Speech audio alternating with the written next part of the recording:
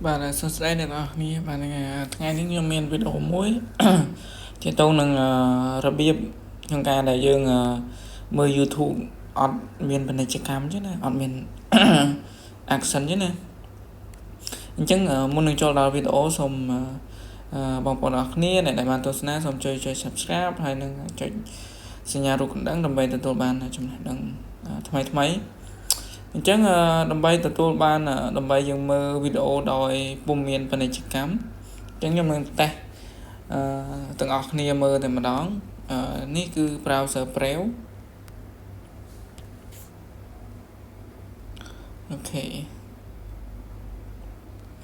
អញ្ចឹងខ្ញុំសារសូមមកគឺ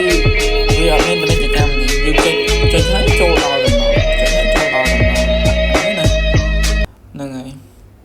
ហើយក៏យើងអាចដូចថាបើយើងចង់ស្ដាប់ថាអូយើងបើកចឹងហើយយើងអត់ចង់បើក screen អញ្ចឹងអ្នកទាំងអស់គ្នាអាចដូចថាអាចបិទ screen បានដូចថាយើងឲ្យ screen ដូចថាយើង sleep screen ហ្នឹងហើយបានដូចហ្នឹងហើយ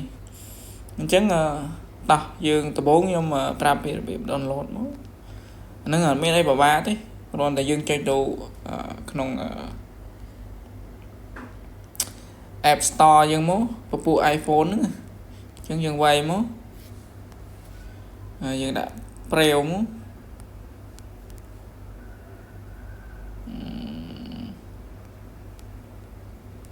ហើយ search មើលទៅនេះអញ្ចឹងអ្នកទាំងអស់គ្នាគ្រាន់តែ download ទៅហ្នឹងហើយគេ download ទៅខ្ញុំបាន download ហើយខ្ញុំក៏បានហើយបន្ទាប់មកបើសិនជាអត់ឃើញ YouTube នៅលើនេះនៅលើអាផ្ទាំង screen នេះអញ្ចឹងអ្នកនរគ្នាគ្រាន់តែ search ទៅ search ថា YouTube វានឹងចេញមកឲ្យយើងនេះ youtube.com ហើយយើងចុច go ទៅហើយមួយទៀតវាក៏អត់ទាមទារឲ្យយើងlog in ជាមួយនឹង channel របស់យើងដែរអញ្ចឹងនឹងគឺជា channel របស់ខ្ញុំហ្នឹងហើយអញ្ចឹងនឹងគឺយើងស្ដាប់បទអីក៏អត់ខ្ញុំន័យថាវាអត់ជាប់action នឹងដែរអត់មានដូចជាប៉ុន្តែទាំងប៉ុន្តែចាំតែហើយមិនវិស័យមួយទៀតវា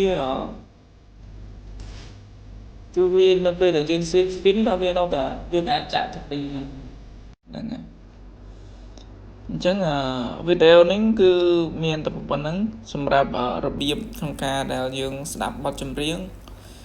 អត់ចង់ឲ្យលោតចេញពាណិជ្ជកម្មអីញ៉ៃទេណាហ្នឹងហើយអញ្ចឹងវីដេអូមានតែប៉ុណ្្នឹងអរគុណជម្រាបលា